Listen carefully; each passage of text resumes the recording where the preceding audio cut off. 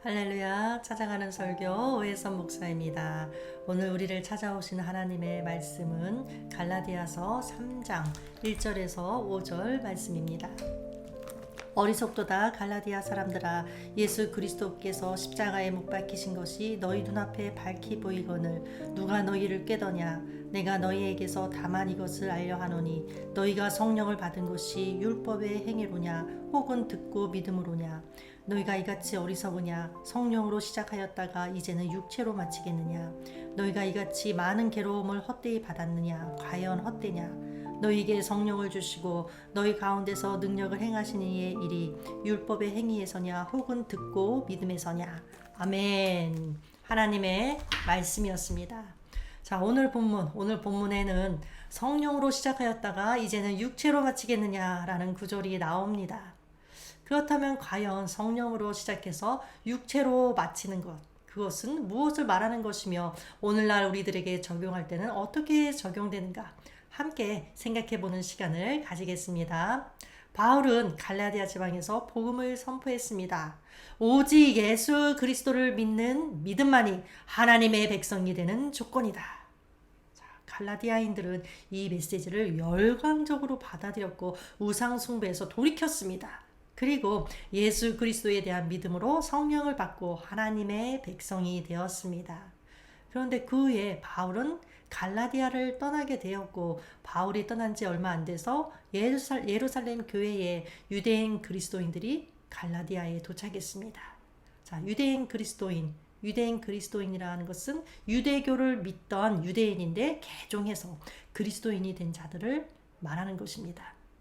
이들은 자신을 예루살렘 교회의 대표라고 소개하면서 바울과는 다른 복음을 전하고 다녔습니다. 그들이 주장하는 다른 복음이란 어떤 것이었느냐? 이방인인 갈라디아인들이 완전히 구원을 얻고 하나님의 백성이 되려면 바울이 말하는 것처럼 그리스도를 믿는 믿음만 필요한 것이 아니다. 믿음도 필요하지만 동시에 유대인들처럼 할례를 받고 유대인의 율법을 지켜야 한다고 주장했습니다. 자, 한마디로 하면 유대인처럼 만들려는 거죠. 이 거짓 교사들의 가르침에 현혹되어서 할례를 받는 자들이 생기기 시작했습니다. 자, 그런데 왜 굳이 할례를 받아가면서까지 거짓 교사들의 가르침에 따랐을까요? 그 당시에는 누구나 로마의 황제 숭배에 참여해야만 했습니다. 그런데 유대인들에게는 이 황제 숭배에 대해서 눈감아 주었습니다. 왜냐하면 유대인들의 오랜 전통도 있고 또한 각 개인이 로마 황제에게 제물을 바치지 않는다 할지라도 어떤 것이 있었느냐. 예루살렘 성전에서 제사를 지낼 때 황제를 위해서도 제사를 드린 것입니다. 그래서 유대인 그리스도인들은 황제 숭배에 대해서 슬쩍 넘어갈 수 있었습니다. 그러나 이방인인 갈라디아의 그리스도인들은 어땠을까요? 유대인도 아니고 또한 황제를 위해서 그 어떤 희생 제물도 드리지 않았습니다. 그래서 박해를 받습니다. 그런데 만약 할례를 받는다? 자, 이것은 할례는 유대인이라는 표식이 됩니다. 그래서 굳이 로마 황제에게 제물을 바치지 않는다 할지라도 핍박을 피할 수 있습니다. 이것을 이용해서 거짓 교사들은 할례를 받으면 핍박도 면하고 하나님의 완전한 백성도 될 수 있다라고 유혹하는 것입니다. 이 유혹에 넘어가 할례를 받는 자들에게 바울은 말하죠. 너희가 이같이 많은 괴로움을 헛되이 받았느냐? 과연 헛되냐? 자, 할례를 구원의 조건으로 여겨서 그 율법의 행위를 고집한다면 그동안 당했던 수많은 괴로움이 헛것이 되고 만다는 것입니다. 그러면서 다시 바울은 갈라디아인들에게 묻죠. 너희가 성령을 받은 것이 율법의 행위로냐 혹은 듣고 믿음으로냐. 자, 성령을 받고 하나님의 백성이 된 것은 할례와 같은 율법의 행위에 근거한 것이 아니라는 것입니다. 오직 복음을 듣고 믿음으로 성령을 받고 하나님의 백성이 되었다는 것입니다. 그렇습니다. 성령이란 오직 복음을 듣고 믿는 자에게 주신 하나님의 선물입니다. 그럼에도 불구하고 초대교회 이후 많은 성도들이 이 사실에 대해서 착각을 합니다. 성령을 인간적인 어떤 노력이나 행위를 통해서 받을 수 있다고 여기는 것이죠. 성경의 그 대표적인 예가 아마도 사도행전에 나오는 마술사 시몬일 것입니다. 그는 사도들이 사마리아에 내려와서 안수할 때 성령이 임하는 것을 보고 부러워했습니다.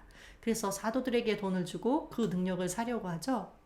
그 결과 그는 성령을 임하게 하는 능력을 사지 못했으면 물론이고 사도 베드로로부터 무서운 저주와 책망을 들을 수밖에 없었습니다.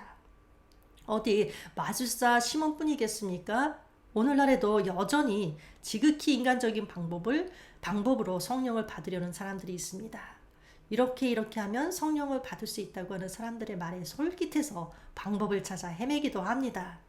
그러나 성령이란 오직 복음을 듣고 믿는 자에게 주시는 하나님의 선물입니다. 진실한 마음으로 하나님을 간절하게 사모하고 하나님과 깊은 교제를 나누시면 성령으로 충만한 하나님의 백성이 됩니다. 어떤 율법의 행위로도 하나님의 백성이 되는 것이 아닙니다. 오직 믿음의 사람만이 하나님의 백성이다. 이것을 입증하기 위해서 바울은 아브라함의 이야기를 꺼냅니다. 6절에 나오는 말씀이죠. 아브라함이 하나님을 믿음에 그것을 그에게 의로 정하셨다. 자, 아브라함이 하나님을 믿었다. 자, 하나님의 무엇을 믿은 걸까요? 아브라함은 하나님의 약속을 믿었습니다. 자손이 하늘의 별처럼 무수하게 될 것이라는 약속을 하나님께서 반드시 지키실 것이라고 굳게 믿었다는 것입니다. 이런 아브라함의 믿음을 하나님께서는 의로 여겨주셨습니다. 그리고 나서 하나님은 약속, 언약의 징표로서 할례를 하게 하셨죠. 그러니까 할례는 의롭게 여겨지는 조건이 아닙니다. 단지 할례는 자신의 몸에 있는 그 징표를 보면서 하나님 주신 약속을 기억하라는 것입니다. 그러니까 할례와 같은 율법의 행위는 하나님의 백성이 되는 것과는 전혀 상관이 없습니다. 하나님의 백성이 되는 것은 오직 믿음입니다. 네, 7절 말씀이죠. 그런즉 믿음으로 말미암은 자들은 아브라함의 자손인 줄을 알지어다. 아브라함은 물론이고 새 시대를 사는 우리들도 아브라함처럼 오직 믿음으로 하나님의 백성이 된다는 것입니다. 다만 예수님이 이 땅에 오시기 전 시대인 아브라함은 무엇을 믿었습니까? 하나님의 약속을 믿었습니다. 그러나 예수님 오신 이후로 새 시대의 사람들, 우리들은 무엇을 믿습니까? 예수 그리스도를 믿습니다.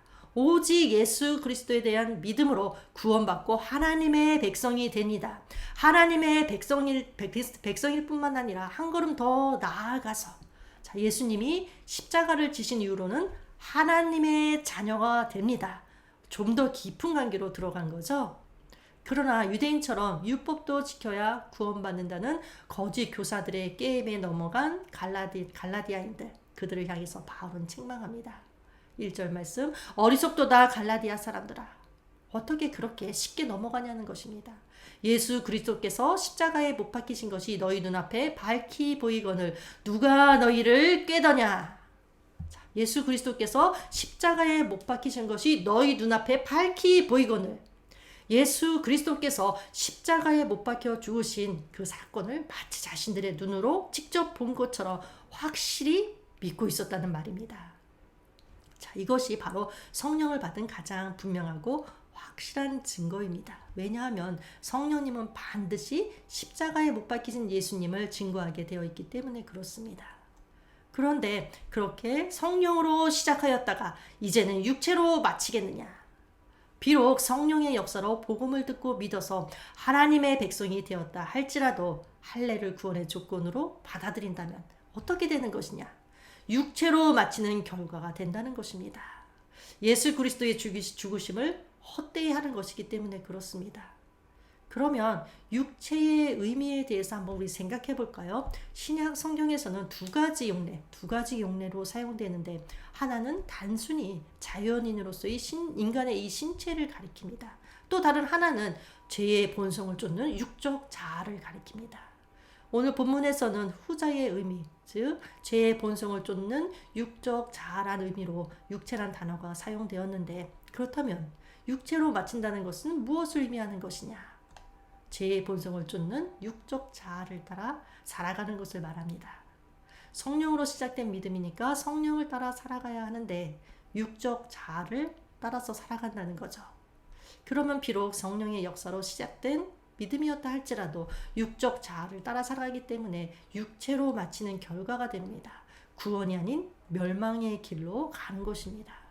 그러니까 예수 그리스도께서 십자가에 못 박히신 것이 너희 눈앞에 밝히 보이거늘, 이처럼 예수 그리스도께서 십자가에 못 박혀 죽으신 그 사건을 마치 내 눈으로 직접 본 것처럼 확실히 믿고 있다 할지라도 그 믿음은 단지 믿음 그 자체에 불과할 뿐입니다. 그 이상도 그 이하도 아닙니다. 아무것도 아닙니다. 자, 무슨 말이냐 하면 믿기는 믿는데 구체적인 삶의 현장에서 전혀 적용되지 않는 믿음, 성령을 따라 살지 않는 믿음은 참 믿음이 아니라는 것입니다. 성령으로 시작한 믿음이라 할지라도 결국은 육체로 마치는 믿음, 곧 죽음 믿음이라는 것입니다. 그래서 야고보는 그의 서신서에서 이렇게 말합니다.